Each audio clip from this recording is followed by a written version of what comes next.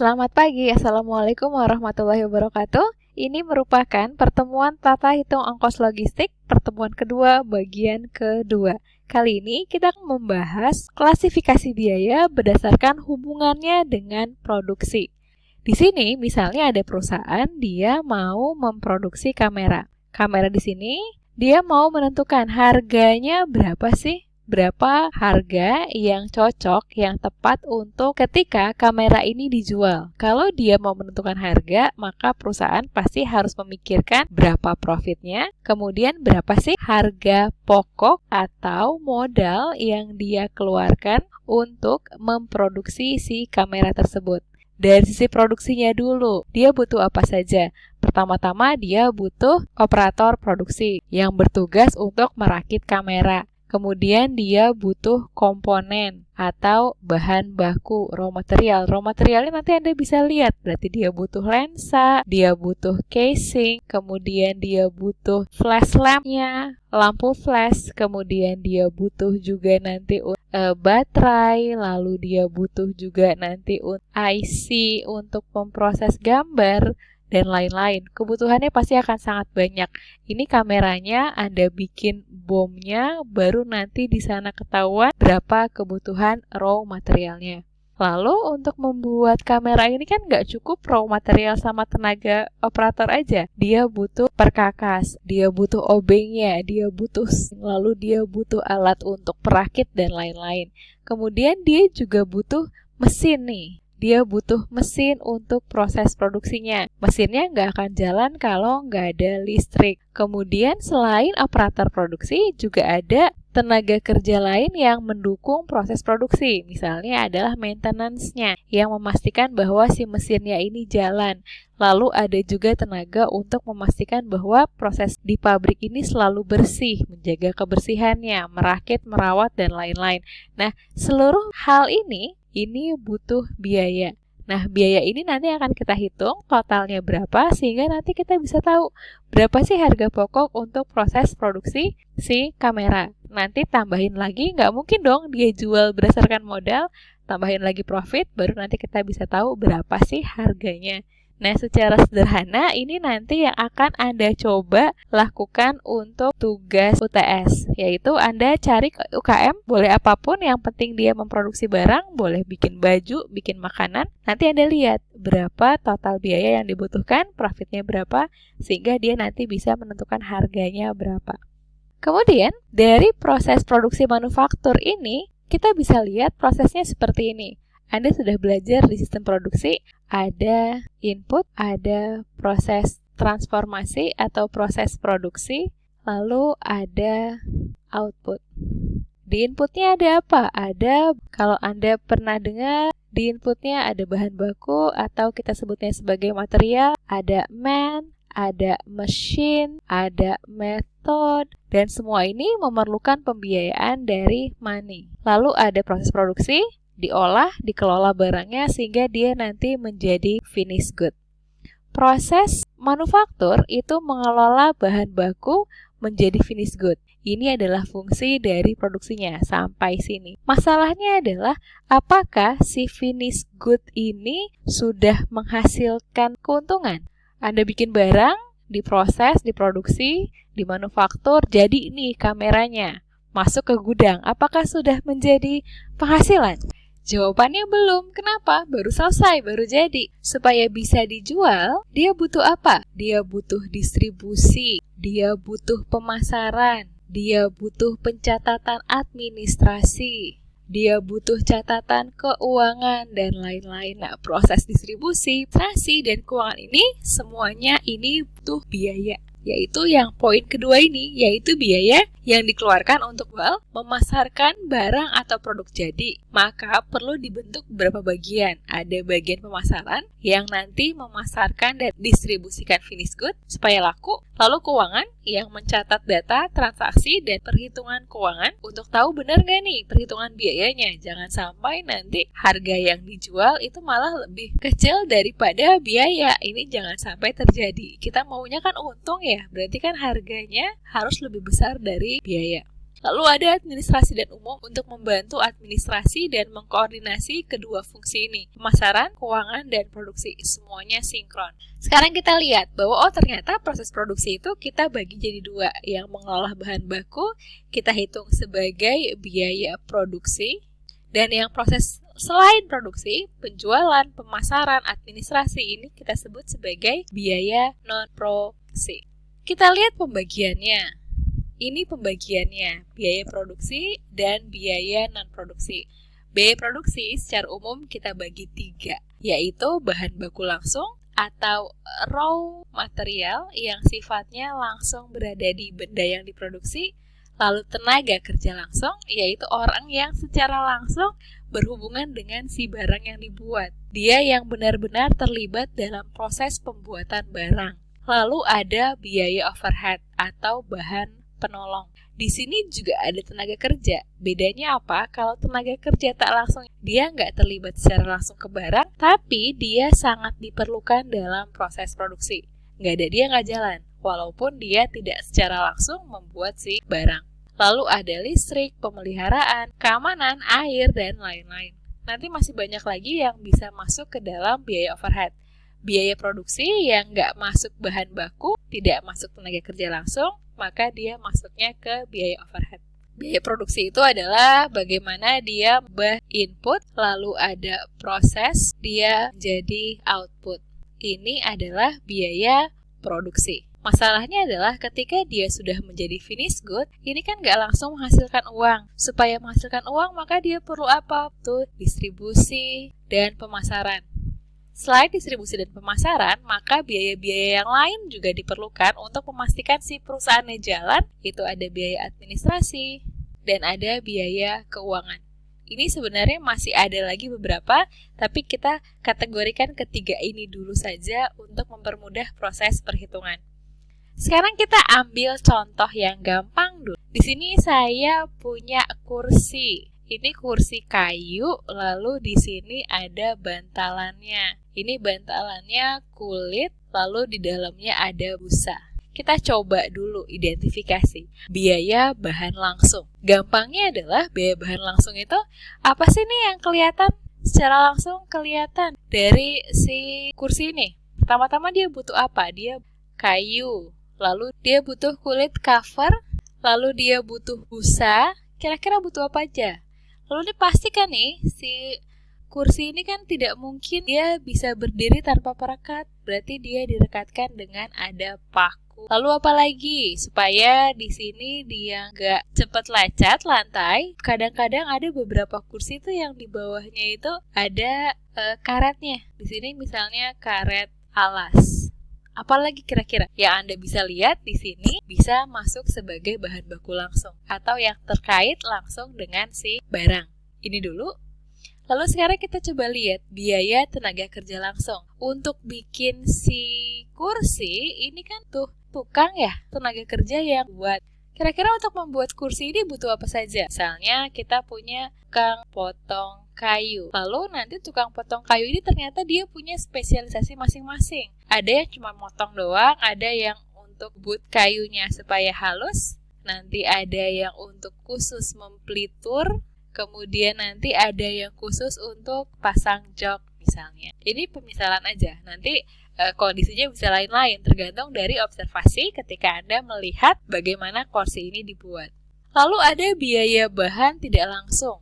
Biaya bahan tak langsungnya apa? Bahan yang dibutuhkan dalam proses produksi, cuma dia tidak secara langsung dapat terlihat di barangnya. Contoh bahan tidak langsung di sini apa? Misalnya untuk membuat kursi ini diamplas ya, harus diamplas supaya dia halusnya itu bagus. Kemudian biasanya kalau misalnya dia ada bekas-bekas yang kurang rapih, misalnya di sini ada bolongan salah paku, lalu ada bolongan, biasanya dia akan tutup dengan dempul. Nah, dempul kan juga nggak bisa lihat, nggak bisa kelihatan bahwa berapa banyak dempul yang digunakan untuk per kursi. Kemudian apalagi, misalnya untuk prosesnya itu kita membutuhkan pelitur. Kemudian dia butuh tambahan, misalnya minyak, atau kemudian dia juga butuh thinner, dan seterusnya.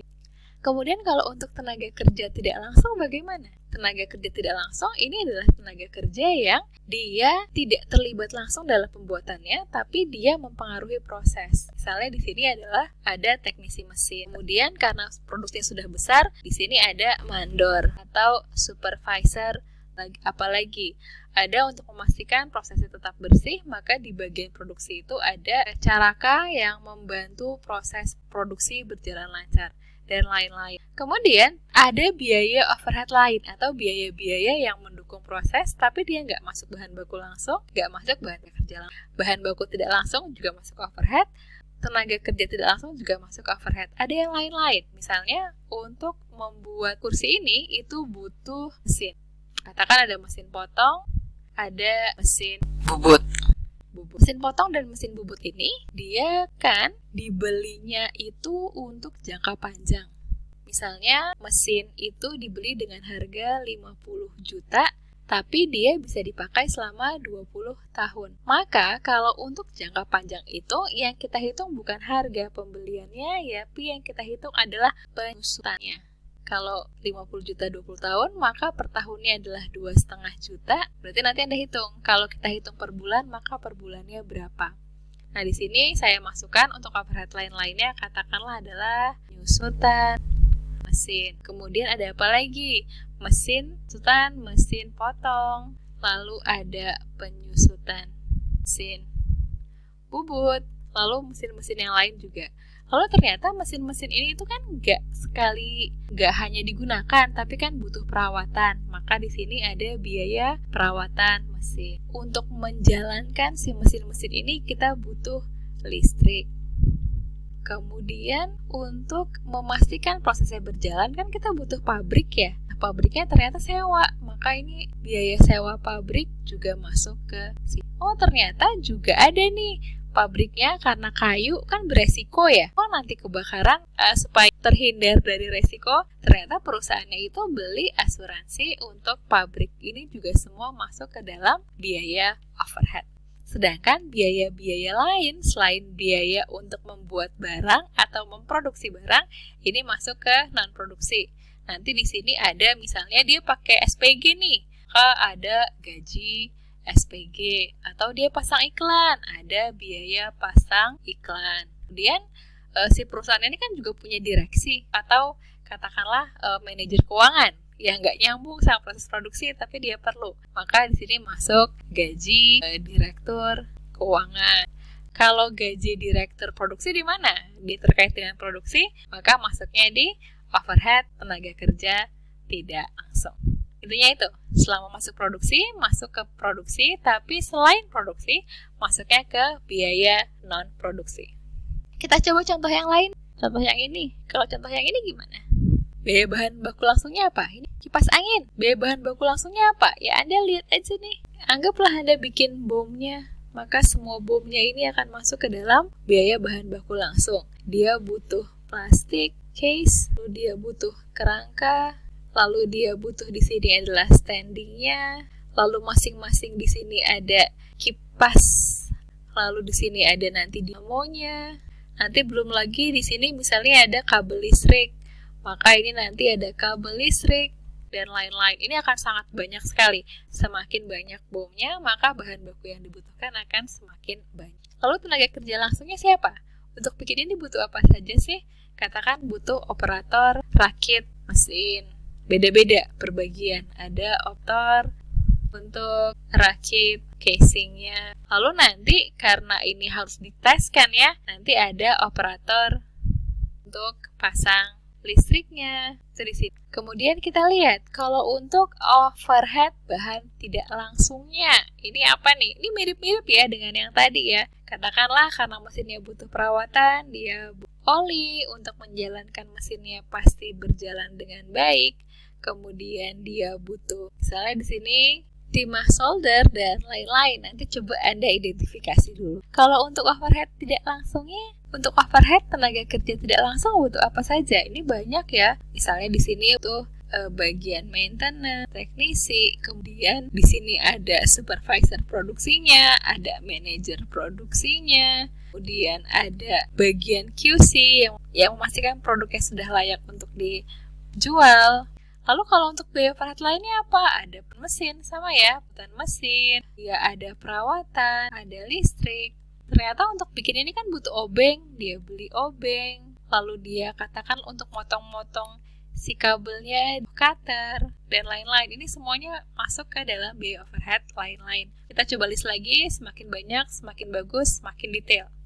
Kemudian biaya non-produksi, tadi kita tahu ada biaya administrasi di sini, lalu ada biaya promosi, baik bayar iklan, bayar stand untuk promosi, biaya bagian HRD-nya, kemudian bagian keuangan, lalu ada bunga dari pajak yang belum dibayar, dan lain-lain. Ini semuanya kita kelompok-kelompokkan ke dalam kelompok besar ini dulu. Nanti sebagai latihannya Anda coba untuk IKM yang sudah Anda pilih atau usaha yang sudah Anda pilih, lalu Anda coba pelan-pelan dulu. Biaya langsungnya apa, tidak langsungnya apa, kemudian non-produksinya, overhead-nya, dan seterusnya.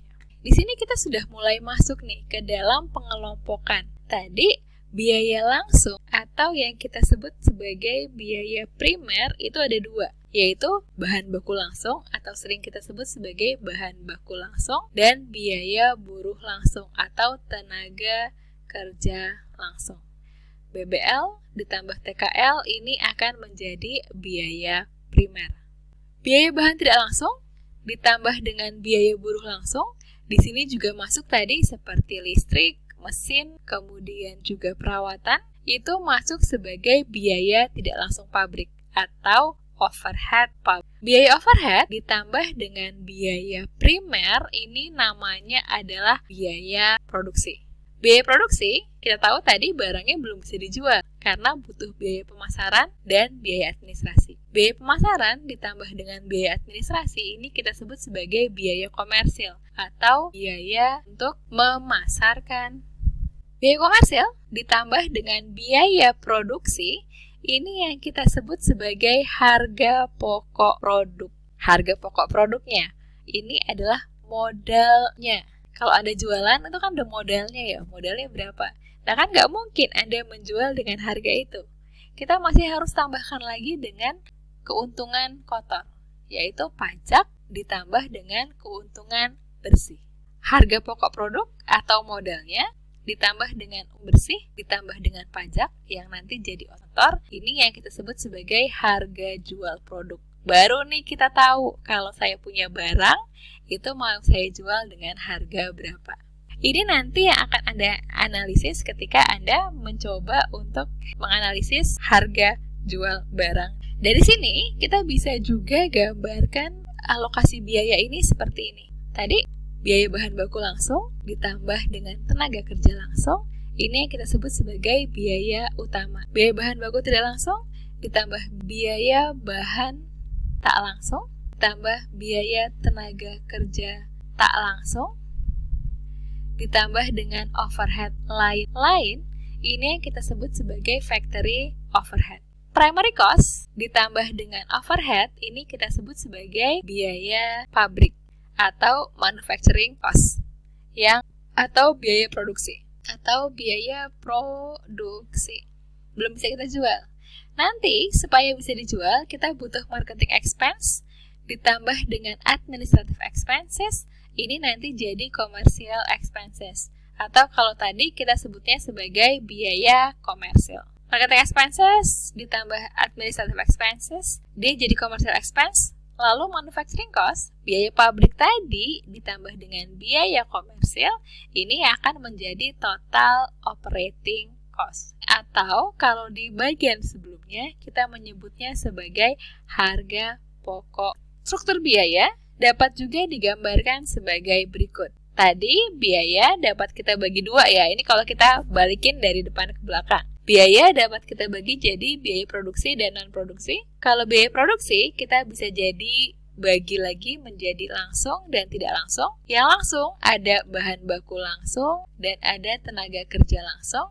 Overhead, untuk biaya produksi tidak langsung ini ada biaya overhead. Tadi kita tahu biaya overhead kita bagi jadi 3. Ada bahan tak langsung, lalu ada tenaga kerja tak langsung, sama overhead lain-lain. Tadi contohnya seperti listrik, asuransi, kemudian perawatan, penyusutan, itu masuk ke overhead lain-lain. Biaya non-produksi, ada biaya administrasi dan biaya pemasaran.